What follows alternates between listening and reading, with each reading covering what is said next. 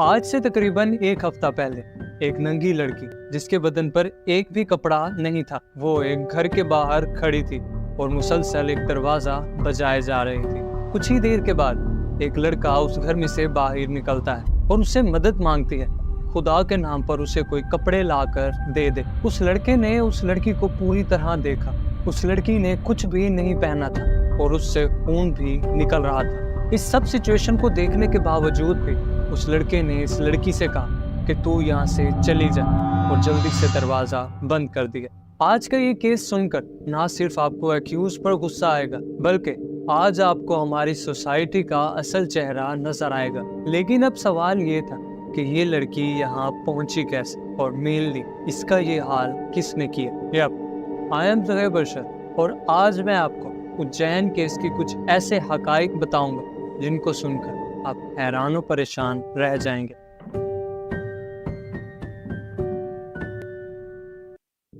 Madhya Pradesh, India. Madhya Pradesh के एक छोटे से गांव उज्जैन में 12 साल की एक छोटी लड़की स्कूल जाया करती थी।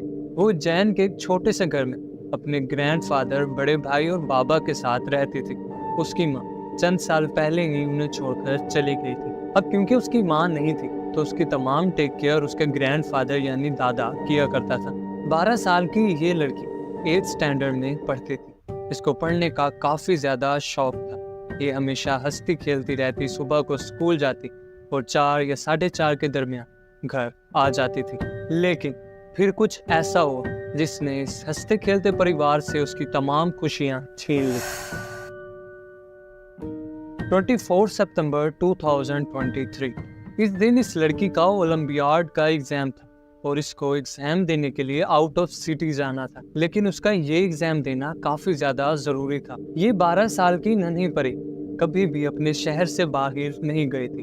अब वो 7 बच्चों के साथ रिक्शा में बैठी और एग्जाम के लिए निकल पड़ी। कुछ ही देर के बाद वो एग्जामिनेशन हॉल में पहुंची, लेकिन उसके एडमिट कार्ड में कुछ प्रॉब्लम तो उसके टीचर ने उसको क्लासरूम से बाहर निकाल दिया। अब एग्जाम ना देने की वजह से ये नन्ही परी काफी ज्यादा परेशान हो गई।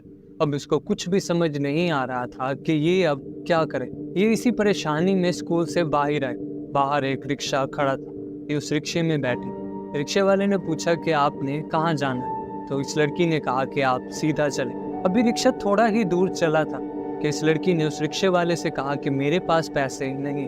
तो ये रिक्शे वाला काफी ज्यादा गुस्से में आ गया और इस लड़की को वहीं पर ही छोड़ दी। अब ये सुबह 10 बजे का वक्त था और ये लड़की एक अनजान गांव में बिल्कुल अकेली खड़ी थी। अब ये लड़की काफी ज्यादा परेशान खड़ी थी कि इतनी ही देर में इसको अपने दादा जान नजर आए और ये जल्दी से उनके गले से जाकर लिपट गए। अब बेसिकली हुआ कुछ यूं कि उसके दादा जान उसके बारे में काफी ज्यादा परेशान थे कि उनकी बेटी दूसरे शहर में कैसे सरवाइव करेगी। इसी वजह से वो उसके पीछे पीछे आ गए और फॉर्चुनेटली उन्हें अब वो मिल भी गई। अब वो बच्ची को घर ले आए और बच्ची को घर छोड़कर वो कुछ ही देर के बाद अपने काम पर चले गए। अब उस लड़की के ग्रैंडफादर शाम को 6 बजे घर वापस लौटे, लेकिन वो लड़की घर पर मौजूद नहीं थी। अब उस लड़की के ग्रैंडफादर काफी ज्यादा परेशान हो गए कि आखिर उनकी बच्ची अचानक से कहाँ चली गई। उन्होंने उस लड़की को बहुत ढूंढा, पूरे गांव में उसकी तलाश की, लेकिन वो कहीं भी नहीं मिले। आखिरकार जब वो थक गए तो उन्होंने पुलिस के पास जाने का फैसला किया। अब पुलिस का इस केस पर रिएक्शन काफी ज्यादा वियर्ड था, क्योंकि पुलिस ने उस लड़की के ग्रैंडफादर को ये कहकर भगा दिया कि वो उस लड़की का 1 दिन तक इंतजार करे और अगर फिर भी वो लड़की घर ना लौटे तो फिर वो उस लड़की को ढूंढना स्टार्ट करेंगे। अब उन्होंने 1 दिन उस लड़की का इंतजार किया और पूरा दिन ही उसको ढूंढते रहे, लेकिन उस लड़की का कोई भी नामो निशान नहीं मिल रहा था। अब वो दोबारा से पुलिस के पास है और अब अगले दिन पुलिस ने उनकी मिसिंग रिपोर्ट दर्ज की।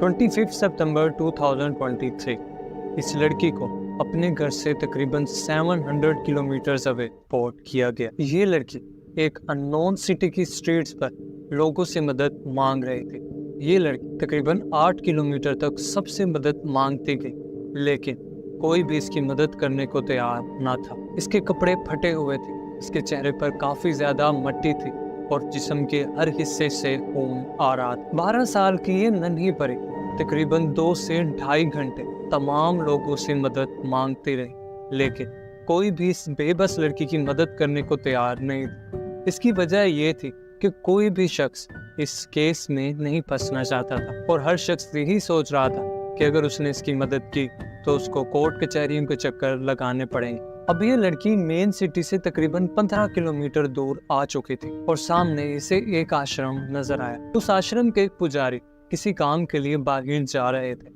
उन्होंने इस लड़की को आश्रम की तरफ आते हुए देखा।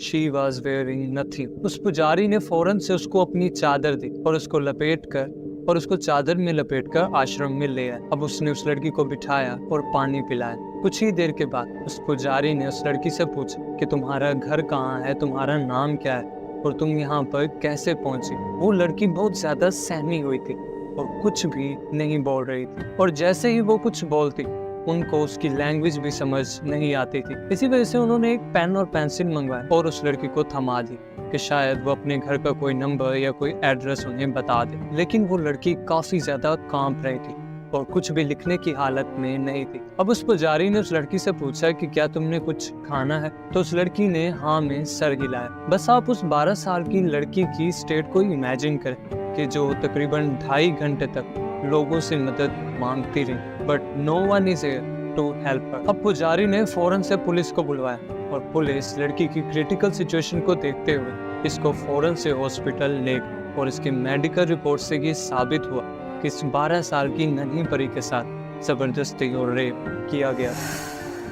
अब इस केस की सेंसिटिविटी को देखते हुए एक स्पेशल इन्वेस्टिगेशन टीम बनाई गई। इस टीम में 28 मेंबर्स शामिल थे। अब पहला सवाल तो उनके लिए ये था कि ये लड़की यहाँ पर पहुंची कैसे। इन्होंने उज्जैन से इस सिटी तक तकरीबन 700 किलोमीटर्स के तमाम कैमरास को चेक करने का फैसला किया। इस एरिया में तकरीबन 900 कैमरास थे और पुलिस को उम्मीद थी कि इनको इन 800 कैमरास से कुछ न कुछ लीड तो मिल ही जाएगी। और इन्हें इन कैमरास में एक रिक्शा ड्राइवर नजर आया जिसने इस लड़की को उज्जैन के एक रेजिडेंशियल एरिया में ड्रॉप किया था। अब पुलिस ने फौरन से इस रिक्शा ड्राइवर को उठाया और इन्वेस्टिगेशन करना स्टार्ट की और इसके रिक्शे की बैक सीट पर कुछ ब्लड के स्पॉट्स भी पाए गए थे। इस रिक्शे वाले ने पुलिस को बताया कि उसने इस लड़की को इसी हालत में पाया था कि ये लड़की एक रोड के किनारे चल रही थी। इसको काफी ज्यादा चोटें लगी हुई थी। इसी वजह से इस रिक्शे वाले ने इस लड़की को लिफ्ट दी और तकरीबन 400 मीटर्स तक आगे ले गया और इसको अपनी एक खाकी शर्ट भी दे दी। इस रिक्शे वाले ने बताया कि वो लड़की काफी ज्यादा रो रही थी। वो लड़की कुछ बताना चाहती थी, लेकिन इस रिक्शा ड्राइवर ने उस लड़की को वहीं पर ही उतार दी ताकि बाद में अगर कोई मसला हो तो ये शख्स ना फंस जाए और कोई भी पुलिस के मामले में इसे ना धकेला जाए। अब पुलिस ने इस केस के बारे में मजीद इन्वेस्टिगेशन करना स्टार्ट की और उज्जैन के करीब एक ट्रेन स्टेशन की सीसीटीवी फुटेज में ये लड़की सुबह के तकरीबन 3 बजे देखी गई। ये लड़की ट्रेन से उतरी और 3 रिक्शा ड्राइवर्स के पास गई और लास्ट वाले रिक्शा में जाकर बैठ गई और इसके बाद ये लड़की सुबह के तकरीबन 10 बजे उस रिक्शा ड्राइवर के साथ देखी गई जिसने इसको एक रेजिडेंशियल एरिया में ड्रॉप किया था। अब पुलिस ने देखा कि ये लड़की जब ट्रेन से उतरी थी तब तो बिल्कुल ठीक थी, लेकिन जब ये लड़की 3rd रिक्शे में बैठी और इसके बाद जब ये गायब हुई तो इसी दौरान इस लड़की के साथ कुछ ऐसा हुआ था जिसको एक्सपेक्ट करना काफी ज्यादा मुश्किल था। अब पुलिस ने इस 3rd रिक्शा ड्राइवर की इंफॉर्मेशन निकाली। इस रिक्शे वाले का नाम भारत सोनी था। अब सबकी नजरें इसी ऑटो ड्राइवर पर थी। अब पुलिस ने सोनी को उसके घर से कुछ ही घंटों के बाद अरेस्ट कर लिया और फिर उससे कुछ ऐसी हकीकत सामने है जिसको सुनना काफी ज्यादा मुश्किल है। 25 सितंबर 2023 उस आदमी ने बताया कि उसने इस लड़की को सुबह 4 बजे उस रेलवे स्टेशन से उठाया और उसको एक वीरान सी जगह पर ले गया।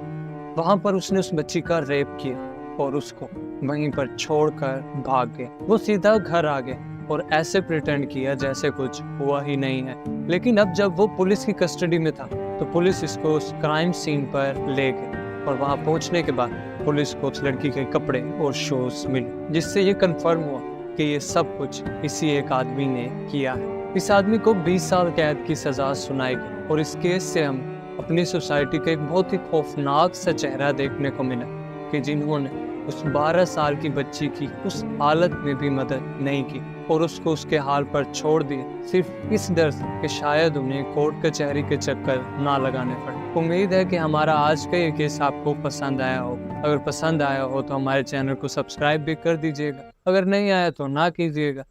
अब मिलते हैं एक नए केस के साथ, तब तक के लिए अल्लाह हाफ़िज़।